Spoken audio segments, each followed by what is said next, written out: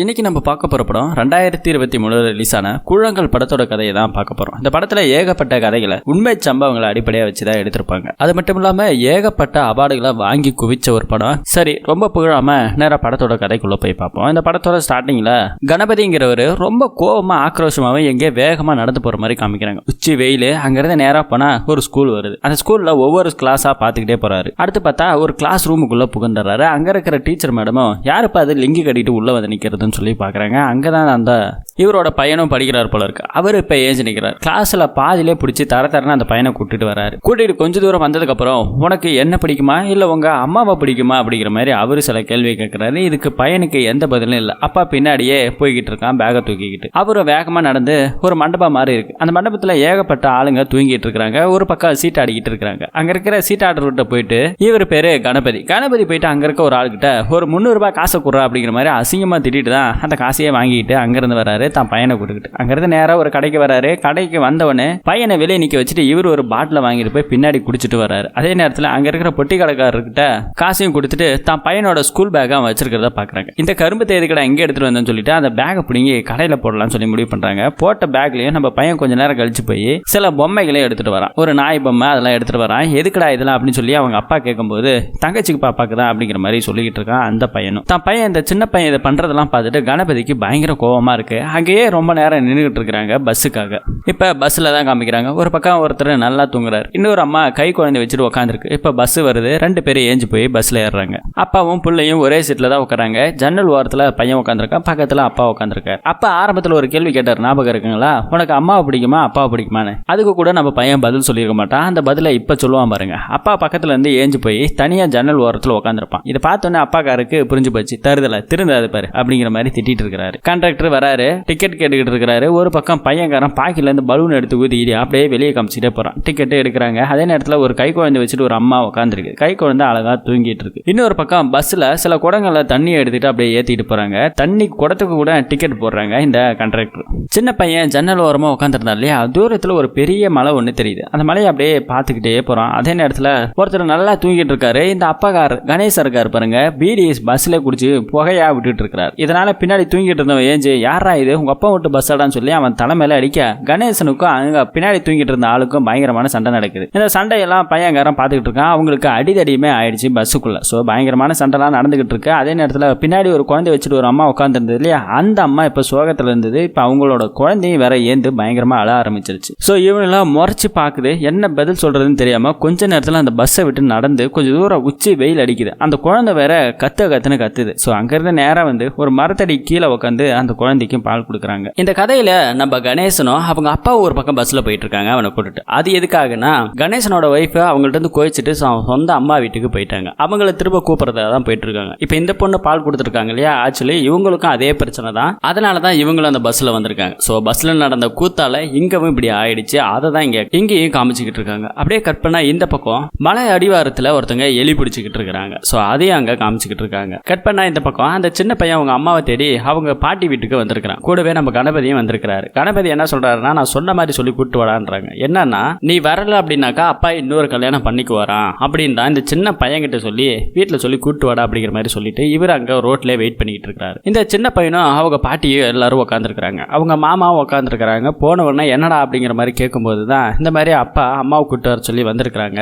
அங்கே வெளியே ரோட்ல நின்றுட்டு இருக்கிறாரு அப்படிங்கிற மாதிரி சொல்லி இருக்கிறாங்க. வரல அப்படின்னாக்கா அப்பா இன்னொரு கல்யாணம் பண்ணிக்குவாரான் அப்படிங்கிற மாதிரி பாட்டி கிட்ட சொல்லிட்டு இருக்காங்க. உங்க அம்மா காலையில கிளம்பி உங்க ஊருக்கு வந்துட்டாங்களா அப்படிங்கிற மாதிரி அந்த பாட்டியும் சொல்றாங்க. சரி வந்ததே வந்துட்டு கொஞ்சம் சாப்பிட்டுட்டு போறாசான்னு சொல்லி சாப்பாடு போட்டு வந்து சாப்பிட்டுட்டு இருக்காங்க. நம்ம சின்ன பையனோட பாட்டி புலம்புறாங்க. அவனுக்கு பொண்ணு கொடுத்தது தப்பா போச்சு, சொந்த விட்டுறக்கூடாதுன்றதுக்காக பொண்ணு கொடுத்துட்டு இன்னைக்கு நாம தான் கஷ்டப்பட்டுக்கிட்டு இருக்கோம் அப்படிங்கிற மாதிரி சொல்றாங்க. அதே நேரத்தில் அந்த பாட்டியோட பையனை நான் அப்பவே சொன்னேன், கேட்டியா? என் பேச்சை கேட்காம மீறி அவனுக்கு நீ பொண்ணை கொடுத்துட்ட, இப்ப அனுப்பவே அப்படிங்கிற மாதிரி அவரு ஒரு பக்கம் உட்காந்து பேசிக்கிட்டு இருக்கிறாரு. அதே நேரத்தில் இந்த ஊர்ல 2 பொண்ணுங்க சந்தைக்கு போய்கிட்டு இருக்காங்க. அவங்க 2 பேரும் பேசிக்கிட்டே போறாங்க. அந்த சின்ன பையன் வந்ததையும் பார்த்துருப்பாங்க. இந்த ஆள் இப்ப நம்ம கணபதி அங்க ரோட்ல நின்று பீடி குடிச்சிட்டு இருக்காரு பாருங்க. அதையும் பார்த்துட்டு திட்டிகிட்டே போறாங்க. இவன் சாராயம் குடிக்கிறது பீடி குடிக்கிறது இப்படியே இருந்தா அவன் கூட வாழாம தான் வந்திருப்பா. ஏதோ அந்த 2 பிள்ளைகளுக்காக இருக்கிறதுக்காக அவளு ஏதோ குடும்பத்தை ஓட்டிக்கிட்டு இருக்கா. நானா இருந்தா எப்பவே அவனை கொலை பண்ணிட்டு கூட வந்திருப்பா அப்படிங்கிற மாதிரி அவங்க 2 பேர் பேசிக்கிட்டு போறாங்க. அதையும் நம்ம கணபதி பார்த்துட்டு திரும்பவும் அங்க பீடி குடிச்சிட்டு மிச்ச மீதி இருக்கிற சாராயத்தை குடிச்சிட்டு அங்கவே நின்றுட்டு இருக்காரு. சோ பையன் போய் ரொம்ப நேரம் ஆயிடுச்சு இங்க உச்சி வெயில நின்றுட்டு இருக்காரு. இந்த ஊர்ல இவனுங்கள்ட்ட பொண்ணு எடுத்ததே மெரிய தப்புன்னு சொல்லிட்டு திரும்ப சாராயத்தை குடிச்சிட்டு அங்கிருந்து வேகமா போறாங்க. உன்னை கூட்டு வர சொன்னா எங்கடா உட்காந்து கொஞ்சிக்கிட்டு இருக்கேன்னு சொல்லி 2 பேருக்கும் சண்டை வருது. மச்சானும் மாமனும் பயங்கரமான சண்டை, கெட்ட வார்த்தையில 2 பேரும் திட்டிக்கிறாங்க. அடிதடி பயங்கரமாயிடுச்சு. அந்த சின்ன பையன் இது எல்லாத்தையும் வேடிக்கை நின்று பார்த்துக்கிட்டு தான் இருக்கிறான். அப்பாவும் சண்டை போட்டுட்டு உன் பொண்ணை போய் கொல்ல போற அப்ப வந்து பாரடி அப்படிங்கிற மாதிரி தான் மாமியார்காரிய அசிங்கமா திட்டிட்டு அங்கிருந்து கிளம்புறாரு. கூடவே இந்த சின்ன பையனும் அப்பா பின்னாடியே போறான். நீ எங்க ராசா போற போவாதா அப்படிங்கிற மாதிரி பாட்டியும் சொல்ல சின்ன பையன் கேட்காம அவங்க அப்பா பின்னாடியே போய்கிட்டு இருக்கான். வரதை பார்த்துட்டு கூட அந்த அப்பாக்காரர் இருக்காரு பாருங்க, உனக்கு அப்பா மட்டும்தான் ஆத்தா கிடையாது புரிஞ்சுதா அப்படிங்கிற மாதிரி சொல்லிட்டு தான் திரும்பவும் கூட்டு போறாரு. இப்ப ரோட்ல போய் நிக்கிறாங்க. பஸ்ஸுக்காக தான் வெயிட் பண்ணிக்கிட்டு இருக்காங்க. அப்பாவோட சட்டை கிழிஞ்சிருச்சுன்னு சொல்லி பாக்கெட்ல இருக்க பீடியும் வத்தி பெட்டி காசு எல்லாமே தான் பையன் கையில கொடுத்துட்டு சட்டையை கழட்டி தோல் மேல போட்டுட்டு நிக்கிறாரு. அதே நேரத்தில் அந்த சின்ன பையன் அங்க நின்றுட்டு இருக்காரு இல்லையா, முன்னாடி ஒரு முழுத்தப்பு மாதிரி இருக்கு. அந்த வழியில யாரோ ஒரு அம்மா நடந்து வர மாதிரி பாத்துக்கிட்டு இருக்கான். திடீர்னு அங்கிருந்து அந்த பாதை ஓரத்துல நடந்து போய் நிக்கிறான். ஸோ அதையும் நம்ம அப்பாக்காரர் பார்த்துட்டு இருக்கிறாரு. அதே நேரத்தில் பஸ் வந்துருச்சு வாடா அப்படிங்கிற மாதிரி சொல்றாரு. பையனும் அப்பா கொடுத்த காசு இப்போ எல்லாமே இவங்கிட்ட தானே இருக்கு, காசு அப்படியே கிழிச்சு போட்டுட்டு அங்கிருந்து ஓட ஆரம்பிக்கிறான். அப்பாக்காரர் என்னடா பண்ணிட்டு இருக்காரு நாயை அப்படின்னு சொல்லிட்டு திரும்பவும் துரத்திக்கிட்டே ஓடுறாரு. ஆக்சுவலி இந்த பையன் இப்போ ஓடிக்கிட்டு இருக்கான் இல்லையா, அங்கே யாரோ வந்த மாதிரி பார்த்துருக்காங்க இல்லையா, அது அவங்க அம்மா தான். இதுக்கு முன்னாடி நிறைய தடவை இந்த மாதிரி சண்டை நடந்திருக்கும் போல அந்த வேகாத வெயில நடந்து வந்திருக்கிற மாதிரி தான் இப்போ இவன் யோசிச்சு பார்க்குறான். ஸோ அப்பாக்காரரை அலைய வைக்கணும், அவரே இதே மாதிரி வேகாத வெயில வேக வைக்கணும் அப்படிங்கிறதுக்காக தான் இந்த பையன் பிளானை போட்டிருக்கான் போல. அங்கேருந்து ரொம்ப தூரம் ஓடிக்கிட்டு இருக்கிறான். கொஞ்சம் தூரம் ஓடி போய் நிற்கிறான். பின்னாடி பார்க்குறான் அப்பா வராரா இல்லையான்னு பார்த்தா கண்ணுக்கிட்ட தூரம் வரைக்கும் எதுவுமே கிடையாது. அதே நேரத்தில் திரும்பி பார்த்துருக்கும் போது அவங்க அப்பாக்காரர் நடந்து வந்துகிட்டு இருக்காரு. ஸோ இவனும் அங்கே நடந்து அப்படியே போய்கிட்டு இருக்காங்க. 2 பேரும் முன்னாடி பின்னாடி போய்கிட்டு இருக்காங்க. வானத்தில் ஏதோ ஏரோப்ளேன் போகிற மாதிரி காமிக்கிறாங்க. அதை அந்த பையன் பார்க்குற சாக்கில் அவங்க அப்பா ஓடி வந்து பிடிச்சிடறாங்க. ஸோ பையன்காரனை செம்மையா அடிச்சுட்டு அவன் கையில் இருக்கிற அந்த நாய் பொம்மையை தூக்கி ஒரு முள்ளுக்குள்ளே போட்டுறாரு. அங்கேருந்து பையனும் திரும்ப அப்பா பின்னாடியே போய்கிட்டு இருக்கிறான். பயங்கரமான வெயில், காலில் 2 பேருக்கும் செருப்பு கிடையாது. அதே நேரத்தில் கீழே கிடக்கிற ஒரு குழாங்கல் எடுத்து அந்த பையன் வாயில போட்டுக்கிட்டு அப்படியே நடையா நடந்து போய்கிட்டு இருக்கான். சுத்திரும் மலை, ரொம்ப வறட்சியான பகுதி, சொட்டு தண்ணி கூட கிடையாது. அந்த பாதை ஓரமா நடந்து போய்கிட்டு இருக்காங்க. அப்பா கொஞ்சம் தூரம் போனதுக்கு அப்புறம் பீடி குடுறான்னு சொல்லி பையன்கிட்ட கேட்கறாரு. பையனு பீடி இருக்கிறத எடுத்து அப்பா கையில கொடுக்குறான். வத்திப்பிட்டி யாரா உங்க அம்மாவோட தருவாங்க எடுறா கையில அப்படிங்கிற மாதிரி சொல்லும்போது பாக்கெட்ல சுத்தி முத்தி பாக்குறான். வத்திப்பிட்டி இல்லப்பா அப்படிங்கிற மாதிரி சொல்லிடுறான். இப்ப பீடி கொடுக்க முடியாம போச்சு. அங்கிருந்து திரும்பவும் பொடி நடையா 2 பேர் நடந்து போறாங்க. சின்ன போற வழியில இங்க எலி பிடிச்சாங்க இல்லையா, இப்ப அவங்க எலியெல்லாம் பிடிச்சி சுட்டு சாப்பிட்டுட்டு இருக்காங்க. அப்படி போகும்போது அங்க நெருப்பெல்லாம் எரிஞ்சுக்கிட்டு இருக்கு இல்லையா, அந்த வழியா போன நம்ம கணபதி அந்த நெருப்புல எடுத்து பீடியை பத்த வச்சுட்டு அங்கிருந்து கிளம்பி போறாரு. அங்க ஒரு சின்ன பாப்பா இருக்கு. அவங்க பண்ண வேலையை பார்த்து முறைச்சு அந்த ஆளை பார்த்துட்டு இருக்கு. அதே நேரத்தில் அந்த சின்ன பையன் பின்னாடியே போயிட்டு இருக்கா இல்லையா, அவனுக்கு இந்த எலி கறியில கொஞ்சோண்டு கொடுக்கறது வேணுமான்னு சொல்லி கேட்குது. அந்த சின்ன பையனும் வேண்டாம் அப்படின்னு சொல்லிட்டு அப்பா பின்னாடியே போய்கிட்டு இருக்காங்க. கொஞ்சம் தூரம் திரும்பவும் நடந்து போறாங்க. அப்போ போற வேலை பாக்கெட்ல இருந்து பலூன் எல்லாத்தையும் எடுக்கிறான். அதுல தான் வத்திப்பிட்டி வச்சிருந்துருக்கான். ஸோ இப்போ வத்திப்பிட்டி தூக்கி அங்க இருந்து அப்பா பார்க்காத மாதிரி தூக்கி ஓரமா போட்டு போறான். ஸோ இப்பதான் அந்த பையன் அப்பா அடிக்கடி பீடி குடிக்கிறது அவனுக்கு பிடிக்கல. ஸோ அதனால தான் குடும்பம் இப்படியா ஆகுது. அதே நேரத்தில் குடிக்கிறதால அம்மாவை விட்டு அடிக்கடி சண்டை நடக்குது. இதுக்காக தான் அந்த வத்திப்பிட்டியை கொடுக்காம வச்சிருந்தா இப்ப தூக்கி போட்டு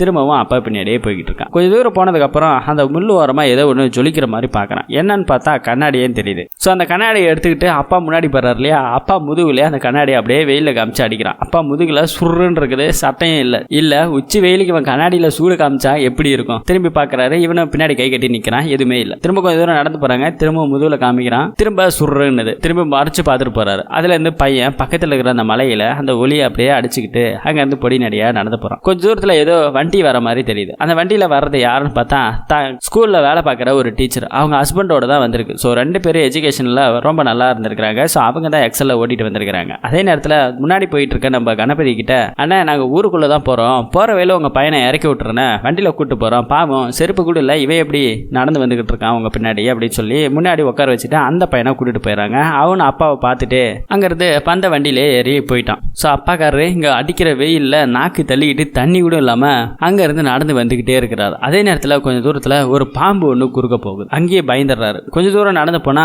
ஏதோ ஒரு சலங்க சத்தம், ஏதோ சாமி வர மாதிரி தெரியுது. நம்ம ஹீரோவும் திரும்பி பாக்குறாரு. யாருன்னு காமிக்கல விஷுவலா, ஆனாலும் திரும்பி பார்த்துக்கிட்டே போறாரு. கொஞ்சம் தூரத்துல கல்ல இடிச்சு நகமே 2ஆ பேத்துக்குது. ஸோ ரத்தம் பயங்கரமா வருது. இவரால் நடக்க முடியல. கொஞ்சம் தூரம் திரும்பி பாக்குறாரு. ஆனா யாருமே இப்ப காணோம். ஸோ என்ன ஏதுன்னு ஒண்ணுமே புரியல. என்னத்தை பார்த்தாரு, யாரை பார்த்தாருங்கிறத கூட நமக்கு எங்க காமிக்கல. திரும்பவும் அங்கிருந்து அப்படியே நடந்து வந்துகிட்டே இருக்கிறாரு. அதே நேரத்தில் ஒரு நாய்க்குட்டி ஒன்று அங்க சுத்திக்கிட்டு சுத்திக்கிட்டு இருக்கு. கிட்டத்தட்ட நம்ம ஹீரோ இப்ப ஊருக்கு பக்கத்துல நெருங்கி வந்துட்டார். இப்ப ஊருக்குள்ள போறாரு. போற வழியில ஒரு மரத்தடி கீழே தான் நம்ம சின்ன பையன் உட்காந்துருக்கான். அவனை பார்த்த உடனே அப்பாக்காருக்கு இன்னும் கொஞ்சம் கோவம். சொகுசா வந்துட்டுன்னு ஜாலியா உட்காந்துருக்கியா, உன் பங்குக்கு எவ்வளவு பழி வாங்கணும், பழி வாங்குற இடம் சொல்லி அவனை செம்மையா அடிக்கவும் ஆரம்பிச்சிட்டாரு. அடிச்சுட்டு வீட்டுக்கு வா, உங்க அம்மாவோட சேர்ந்து உன்னையும் கொள்ற அப்படிங்கிற மாதிரி அவரையும் அடிச்சு போட்டாங்க. கிளம்புறாரு. பாவம் சின்ன பையன். அவன் உட்காந்துருந்த இடத்துல கூட அந்த பாறையில கூட அவங்க ஃபேமிலி பேரை தான் எழுதி வச்சிருக்கான். ஸோ அந்த அளவுக்கு குடும்பத்து மேல பாசம் இருக்கு. இவனுக்கு இருக்கிற கொஞ்சம் பாசம் கூட அப்பாக்காரருக்கு இல்லை. ஆனா அப்பா இப்ப நேராக வீட்டுக்கு போறாரு. பின்னாடியே அந்த பையன் போறான். அதே இடத்துல அந்த நாய்க்குட்டி வருது. அந்த நாய்க்குட்டி தூக்கிக்கிட்டு தான் பையன் வீட்டுக்கு போறான். அப்பாக்காரரு வீட்டுக்கு போயாச்சு. அங்க இருக்கிற அப்பாவோட அம்மாவை பார்த்துட்டு எங்க இருக்கா அப்படின்னு சொல்லி மாதிரி கேட்டுக்கிட்டு இருக்கிறாரு. அவ தண்ணி பிடிக்கிறதுக்காக ஊத்துக்கு போயிருக்கிறாங்க அப்படிங்கிற மாதிரி சொல்றாங்க. வீட்டுக்குள்ள போய் தாக தவிக்குது, தண்ணியும் குடிக்கிறாரு. அதே நேரத்தில் இவருக்கு ஒரு பொன் குழந்தை இருந்தது இல்லையா, அந்த பொன் குழந்தை அங்க தூங்கிட்டு இருக்கு. அவளை போய் கூட்டுவான்னு சொல்லி தான் அம்மாவா அனுப்புறாங்க. அதே நேரத்தில் அப்பாக்காரரு இங்க உட்காந்து கோபத்துல உட்காந்துருக்காரு. திடீர்னு உள்ள போய் சாப்பாடு போட்டு வெளியே உட்காந்து சாப்பிட்டுட்டு இருக்காரு. அதே நேரத்தில் பையனை அந்த நாய்க்குட்டி தூக்கிட்டு உள்ள வரான். உள்ள வந்த உடனே தான் தங்கச்சி பாப்பாவை எழுப்பி இந்த நாய்க்குட்டியை வச்சு விளையாட்டு காமிச்சிட்டு இருக்காரு. ஒரு நாய்க்குட்டி பொம்மை அவங்க அப்பா கூட பிடிங்கி தூக்கி கடாசிருப்பாரு இல்லையா, அந்த நாய்க்குட்டிக்கு பதிலாக இப்போ உண்மையிலுமே நாய்க்குட்டி எடுத்துட்டு வந்து இந்த பாப்பா கிட்ட சொல்லி விளையாடிட்டு இருக்காங்க. அதே நேரத்தில் ஸ்கூல் பேக் இப்போ வீட்டுக்கு வந்திருக்கு. அந்த ஸ்கூல் பேக்ல மிச்சம் மீதி இருக்கிற பலூன்ஸ் எல்லாம் எடுத்து அந்த ஸ்கூல் பேக்ல போடுறாரு. அதே நேரத்தில் கட் பண்ணா தான் வாயில ஒரு குழாங்கல் வச்சிருந்தாரு இல்லையா இந்த சின்ன பையன், அதை எடுத்துட்டு போய் அவங்க வீட்டில் ஒரு மூலையில போடுறான். நிறைய குழாங்கலை இந்த மாதிரி சேர்த்து வச்சிருக்காங்க. ஆக்சுவலி இந்த குழாங்கல்லாம் சேர்க்கறதுக்கு ஒரு காரணம் இருக்கு இல்லையா. இப்போ இவ்வளவு குழாங்கல்லாம் இருக்கு. இந்த குழாங்கல்லாம் ஒவ்வொரு தடவையும் அப்பா கிட்ட கோவிச்சுக்கிட்டு அம்மா சொந்த ஊருக்கு போயிருக்கிறாங்க. ஸோ அப்படி அங்கிருந்து சமாதானப்படுத்தி அப்பா கூட்டிட்டு வரும்போது இந்த மாதிரி ஒவ்வொரு கல்லா எடுத்து இந்த பையன் வாயில போட்டு எடுத்துட்டு வந்துறதுக்கான வாய்ப்பு நிறைய இருக்கு. அதை இங்க சொல்லாம சொல்லியிருக்காங்க. அதே நேரத்தில் இந்த ஊத்துக்கு போனாங்க சொன்னாங்க இல்லையா, அந்த இடத்த காமிக்கிறாங்க. ஒரு பாட்டி அங்க இருக்கிற கொஞ்சம் தண்ணியை மொண்டு ஒரு குடத்துல ஊத்திக்கிட்டு இருக்காங்க. அங்க நிறைய மக்கள் உட்கார்ந்து இருக்கிறாங்க. உச்சி வெயில்ல தான் உட்காந்துருக்காங்க. ஸோ அங்கேயே பொறுமையா உட்காந்துருக்காங்க. ஸோ இவ்வளோ கஷ்டத்திலையும் குடிக்கிற தண்ணிக்கு எவ்வளவு பஞ்சம் இருந்தோ ஒருத்தர் அடிச்சுக்காம பொறுமையா உட்காந்துருக்காங்க பாருங்க. அதையே நமக்கு காமிச்சுக்கிட்டு இருக்காங்க. அப்படியே இந்த படத்தோட கதையை முடிக்கிறாங்க. இந்த படத்தோட கதையில ஏகப்பட்ட விஷயங்களை அழகா சொல்லியிருப்பாங்க. ஆனா அதை நாமளே புரிஞ்சுக்கிற மாதிரி தான் அவங்க விஷுவல்ல காமிச்சிருப்பாங்க. அப்பாக்காரு எதையோ பார்த்துட்டு கால் தடிக்கி விழுந்தாரு இல்லையா, ஆக்சுவலி அதுக்கு இந்த ஊருக்குள்ள ஒரு கதை இருந்திருக்கு. இது மாதிரி புருஷன் கூட சண்டை போட்டுட்டு கோச்சிட்டு போன பொண்ணு அங்கேயே இறந்து போச்சு. அதுதான் இப்ப பேய தெரிஞ்சுக்கிட்டு இருக்கு. அடிக்கடி அந்த பாலைவனத்துல ஆள் இல்லாத மலைப்பகுதியில் சுத்திக்கிட்டு இருக்கு அப்படிங்கிற மாதிரி சொல்லியிருக்காங்க. ஸோ அது கூட இவர் கண்ணுக்கு தெரிஞ்சிருக்கு. அதே நேரத்தில் என்னதான் சண்டை போட்டாலும் தான் ஒரு மனைவி எப்படி இருக்கணுங்கிறதுக்கு நல்ல உதாரணத்துக்கு சாப்பாடு செஞ்சு வச்சிருந்திருக்கிறாங்க. அந்த குழந்தைய தூங்க வச்சுட்டு அப்பா கூட குடும்ப தேவைக்காக மட்டுமே தான் தண்ணி எடுக்கிறதுக்காக அந்த இடத்துக்கும் போயிருக்கிறாங்க. ஸோ இது எல்லாத்தையும் தான் இந்த கதையில அப்படியே நமக்கு காமிச்சிருக்கிறாங்க. குடி வீட்டுக்கும் கேடு நாட்டுக்கும் கேடுங்கிறத அழகா சொல்லியிருக்கிறாங்க. இதோட இந்த படத்தோட கதையை முடிப்போம். வேற ஒரு நல்ல படத்தோட கதையில சந்திப்போம்.